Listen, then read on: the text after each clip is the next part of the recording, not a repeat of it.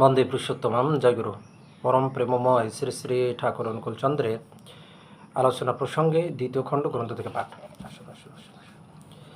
27 অগ্রহায়ণ 1348 শুক্রবার, ইংরেজি 12/12/1941।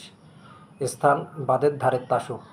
কাল প্রাতকাল, সূর্য উদয়ের প্রাক্কাল। মন চলো নিজ নিকেতনে। প্রিয়জন পরিবেষ্টিত নিজের গৃহকোণে ও মানুষের মন ক্ষণে ক্ষণে উতলা আকুল হয়ে ওঠে। মনে হয় এ তার চিরকালের ঘর নয়, এ তার চিরদিনের পরিবেশ নয়। সহস্র বান্ধব মাঝে নিজেকে মনে হয় নিঃসঙ্গ, একাকী। তার মনের কথা বুঝবার, প্রাণের ক্ষুধা মেটাবার, তার অন্তহীন আগ্রহ আকুতি ও ভালোবাসার বিনিময়ে তার সত্তাকে সার্থক করে তুলবার কেউ নেই সেখানে। তাই মানুষ খোঁজে সেই ঘর, সেই মানুষ যেখানে তার অন্তরাত্মা অখণ্ড মহিমায় বিকশিত হয়ে আপন বিভাবে বিরাজ করতে পারে, যেখানে সত্তা পেতে পারে তার সুসম্পূর্ণ সর্বাঙ্গীন আশ্রয়, যেখানে এক প্রেমে মিটতে পারে সর্বপ্রেম তৃষা, যিনি শান্ত হয়েও অনন্ত, যার কেন্দ্র আছে কিন্তু পরিধি চিরদিনের মতো সীমায়িত হয়ে যায়নি, অর্থাৎ অনন্ত বিস্তার ও গভীরতায় যার স্বরূপ কথা। এক কথায় মানুষ চাই সেই ঘর, মানুষ চাই সেই মানুষ যেখানে যাতে আবদ্ধ হয়ে শুদ্ধ বুদ্ধ মুক্ত শাশ্বত সত্তা ক্ষুণ্ণ বিপন্ন ও সংকোচশীর্ণ না হয়, এবং সে তার সুস্থ স্বস্থ লীলায়িত জীবন নিয়ে বিশ্ব বিবর্তনের তালে তালে পা ফেলে চলতে পারে। বিংশ শতাব্দীর মানুষের এই চাওয়া আজ নিরন্তর পরিপূরিত হচ্ছে বাংলার এক নিভৃত কেন্দ্রে। সে কেন্দ্র পাবনা সৎসঙ্গ, তার প্রাণপুরুষ শ্রী শ্রী ঠাকুর অনুকূলচন্দ্রের কাছে। তাই জীবনকামী সবাই আসে, তাকে তার আশ্রমকে বিশ্ব মানব মনে করে আজ আপনজন আপন স্থান নিজ নিকেতন। এই আনন্দ নীল সমবেত হয়ে সবাই আনন্দ সুধা পান করে। বিশ্ব ব্রহ্মাণ্ডেরই তিনি সুধা সূত্র খুলে বসে আছেন। পিয়াসী প্রাণ যত, তারা আসে, অন্তরের আকাঙ্ক্ষা নিবেদন করে, পায় তার অমৃত অবদান, তা আস্বাদন করে, ধন্য হয়, তৃপ্ত হয়, পরিপূরিত হয়। প্রশ্ন, শুনি যা আছে ব্রহ্মাণ্ডে তা আছে ভাণ্ডে, তার অর্থ কী? এবং ভাণ্ডে যা আছে তা সব জানতে পারি কি করে? শ্রী শ্রী ঠাকুর, এ ওই মাইক্রোকসম মনুষ্য শরীর ও ম্যাক্রোকসম ব্রহ্মাণ্ড এর কথা। বিশ্বজগতে যা আছে মানুষের শরীরে তা আছে কেন্দ্রীভূত হয়ে, আবার মানুষের সমগ্র শরীরে যা আছে শরীরের একটি কোষের মধ্যেও তা আছে। একটা অণুর যা গঠন, বিশ্ব ব্রহ্মাণ্ডের গঠনও মূলত তাই।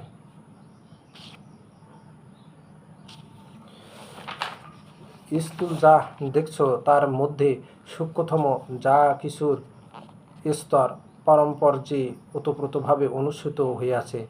প্রত্যেকটি যা কিছু আজ যে আকারে দেখছ হয়তো এ আকারে ছিল না, কিন্তু এই হয়ে ওঠার সম্ভাবনা ছিল তাতে। এই সম্ভাব্যতায় বিবর্তিত হতে হতে চলেছে প্রকৃতির বক্ষে, পরিবেশের মধ্যে। তাই বর্তমানের মধ্যে অতীতের ছাপ সুপ্ত লুপ্ত হয়ে থাকলেও আছে, একই বহুর মধ্যে বিচিত্র রূপে আত্মপ্রকাশ করে আছে। একই বহু হয়ে আছেন, আরও হয়ে চলেছেন। সেই ঐক্যসূত্রটি ধরতে হবে যা বহুতে রূপায়িত। সেই মূল জিনিসটি হলো কেন্দ্রানুগ আকর্ষণ। কেন্দ্রের প্রতি সক্রিয় আকর্ষণকে বাদ দিয়ে কিছুই আত্মরক্ষা করতে পারে না। এই আকর্ষণের আবার একটা সুসীম সীমারেখা আছে। সেটাকে অতিক্রম করে সে যখন কেন্দ্রকেই আত্মসাৎ করতে চায়, তখনই আসে বিকর্ষণ। এই আকর্ষণ বিকর্ষণের টানাটানি ও সংঘাতের মধ্য দিয়েই নতুনের আবির্ভাব হয়। এভাবেই পারস্পরিক আকর্ষণ বিকর্ষণ ও সংঘাতের মধ্য দিয়ে আরও নতুনের অভ্যুদয় হয়। এমনি করেই সৃষ্টি গুণিত হয়ে চলে, এই তার লীলা। লীলা মানে আলিঙ্গন গ্রহণ, দেওয়া নেওয়া, মিলন বিরহ, সব হারিয়ে সব পাওয়া, সব পেয়েও নিজের বলতে কিছু না রাখা, কিছু না থাকা। যে মুহূর্তে পূর্ণ তুমি, সেই মুহূর্তে কিছু তব নাই, তুমি তাই পবিত্র সদাই। দুর্ঝট নিয়োগী এর বৈজ্ঞানিক ভিত্তিটা যেন ঠিক বুঝতে পারছে না। শেষে ঠাকুর দাঁড়া দেখিয়ে দিচ্ছে, খাতা পেন্সিল বা কলম আছে তোদের কাছে? প্রফুল্ল, হ্যাঁ, এই নিন। শেষে ঠাকুর তখন খাতায় এঁকে দেখালেন অ্যাটম এর অণুর নেগেটিভ পোল রিচি মেরুগুলি পজিটিভ পোল রিজি মেরুর দিকে এগুতে থাকলে তার থেকে কোয়ান্টা দুটি কণা কীভাবে ছিটকে ছিটকে বেরোয়। আবার দেখালেন একটা কোষের রিচি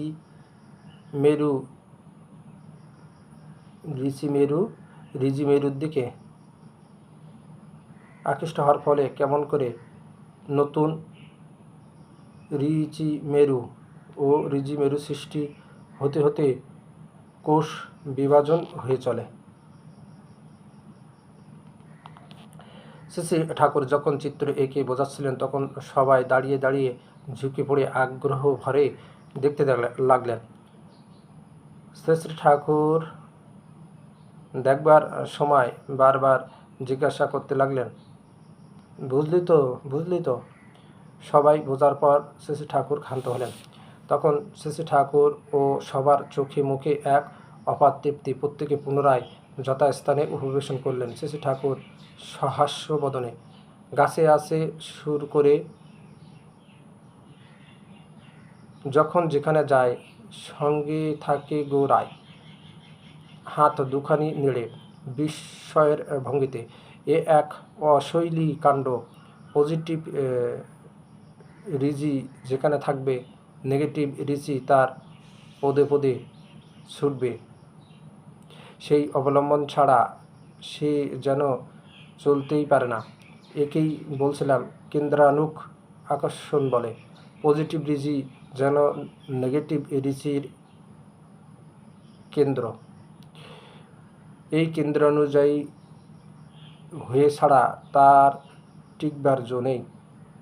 সেই টানে সে ছোটে সেই দিকে।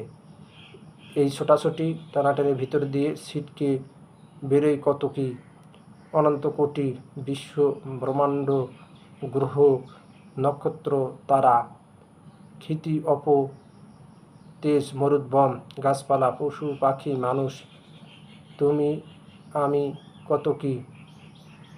মাই ওই ফড়িংটা পর্যন্ত। তাসুর মধ্যে একটা ফড়িং উড়ে বেড়াচ্ছিল। অবশ্য এর নানা পর্যায় আছে, নানা স্তর আছে, নানা ক্রম আছে। সদ্গুরুকে ধরে তার নির্দেশ মতো ভীতভাবে সাধনা করলে ওগুলি ক্রমে ক্রমে ফুটে ওঠে। সবই চোখে দেখা যায়, কানে শোনা যায়। এইসব হেয়ালি কথা কিছু না, এ হলো বিজ্ঞান। আমি যেভাবে দেখছি তোমরাও তেমনি দেখতে পারো। তবে গুরু সর্বস্ব না হলে, সর্বতভাবে গুরুমুখী না হলে তথাকথিত সাধনার কসরতে হবার নয়। শ্রীকৃষ্ণ অর্জুনকে বলেছিলেন, তোমার অনেক জন্ম অতীত হয়ে গেছে, আমারও অনেক জন্ম অতীত হয়ে গেছে, তোমাতে আমাতে ভেদ নাই। ভেদ এটুকু যে তুমি তা জানো না, কিন্তু আমি জানি, অর্থাৎ আমার স্মৃতি চেতনায় আছে তা। সদ্গুরু হলেন সেই জানালোক। স্মৃতি চেতনা আলালোক, জীবনের সব রহস্যই তার করতলগত।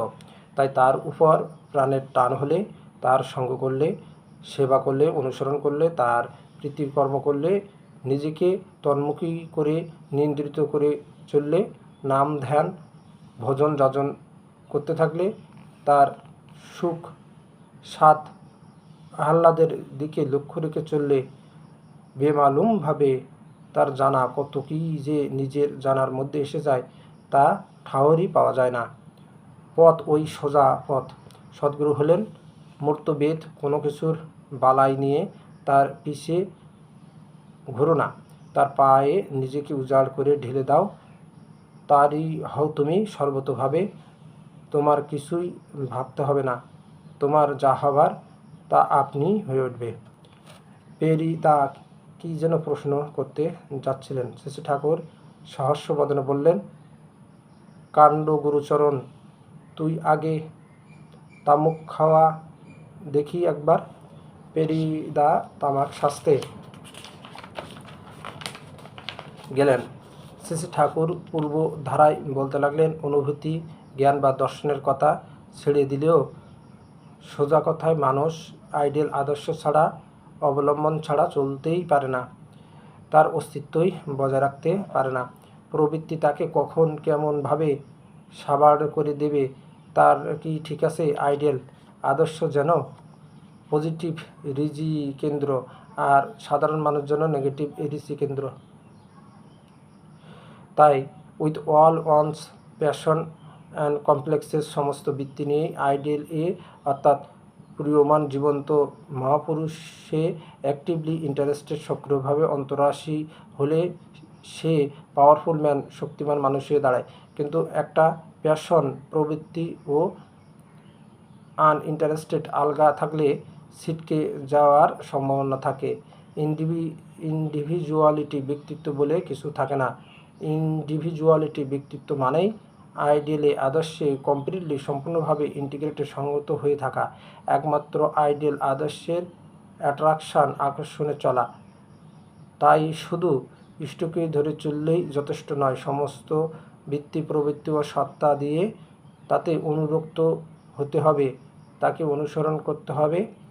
আর যেখানে যেটুকু ফাঁক, গরমিল বা গোজামিল আছে সেইটুকু ঠিক করে তুলতে হবে। একে বলে আনরিফিলিং অ্যাডহারেন্স, অচ্যুত অনুরাগ।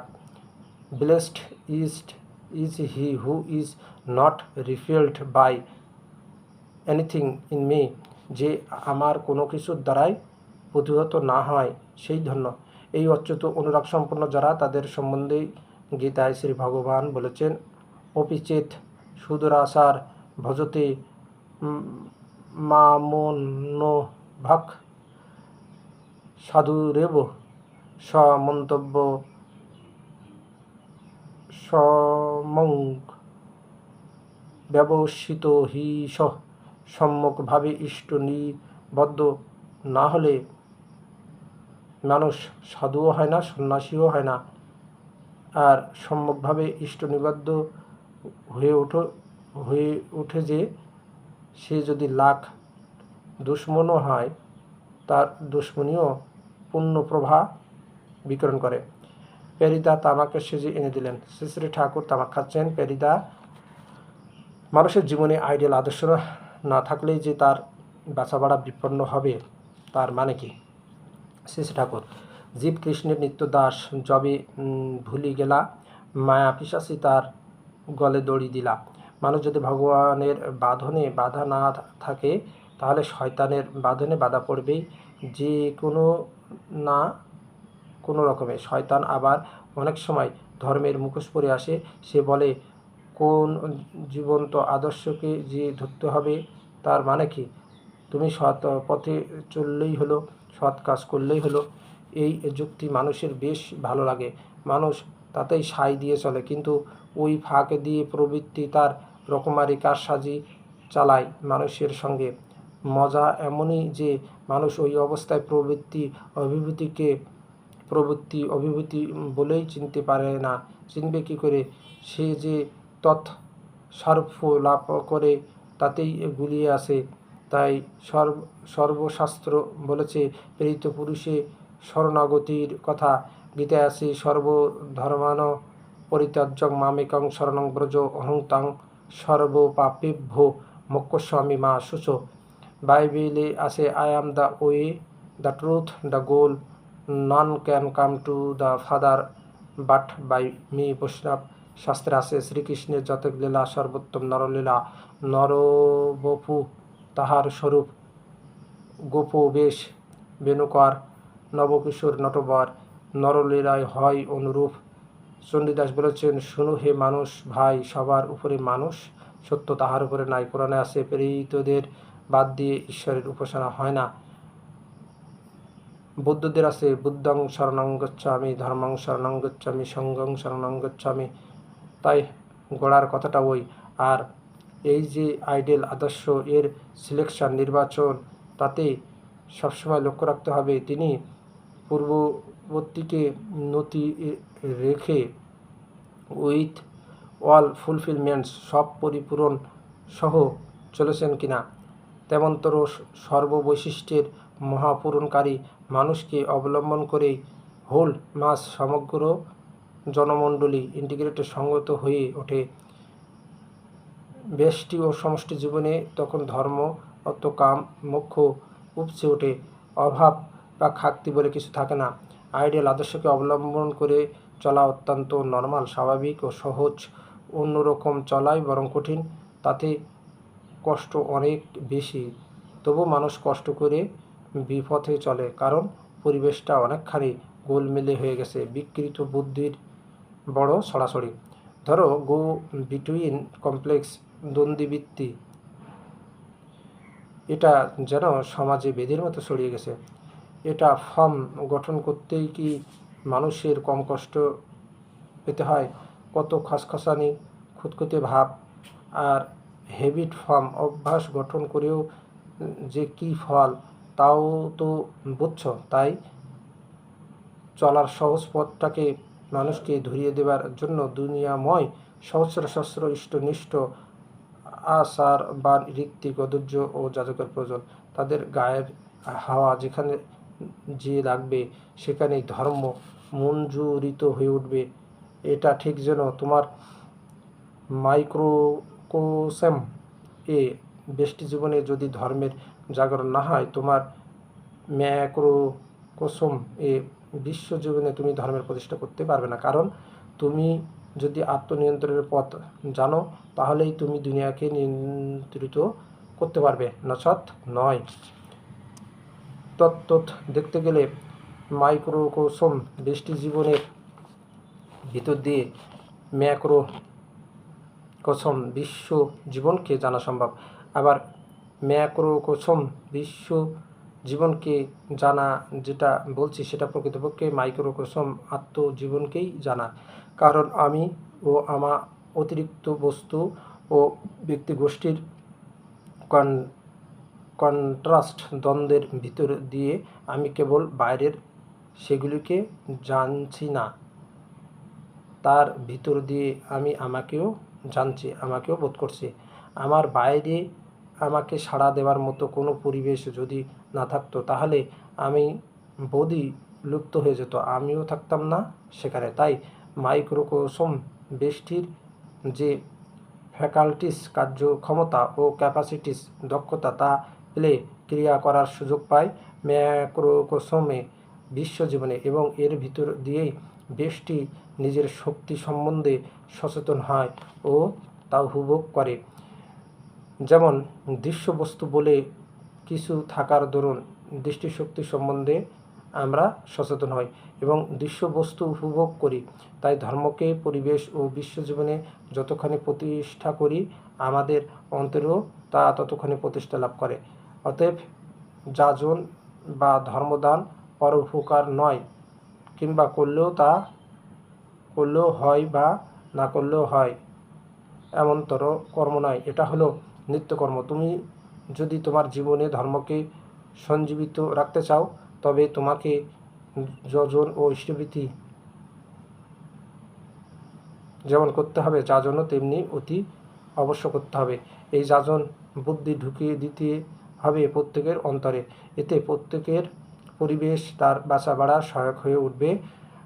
আর এই নিত্য যাজনের ভিতর দিয়ে প্রত্যেকের বোধ ও জ্ঞানের ভাণ্ডারও খুলে যাবে। ইহকাল ও পরকালে কিছুই অপ্রাপ্য থাকবে না তার। আর যার আধিপত্য আমাতে থাকার দরুন জগতের যা কিছু বোঝা যায়, জানা যায়,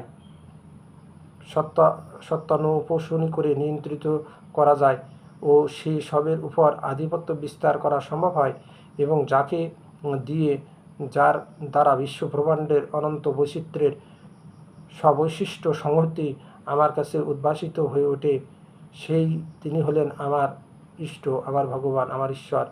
সুতরাং এক পাও তাকে ছেড়ে চলা আমাদের সম্ভব নয়। বুঝলে পেরিচরণ? এই বলে শেষে ঠাকুর পেরিদার চিবুক ধরে মায়ের মতো শোক করলেন।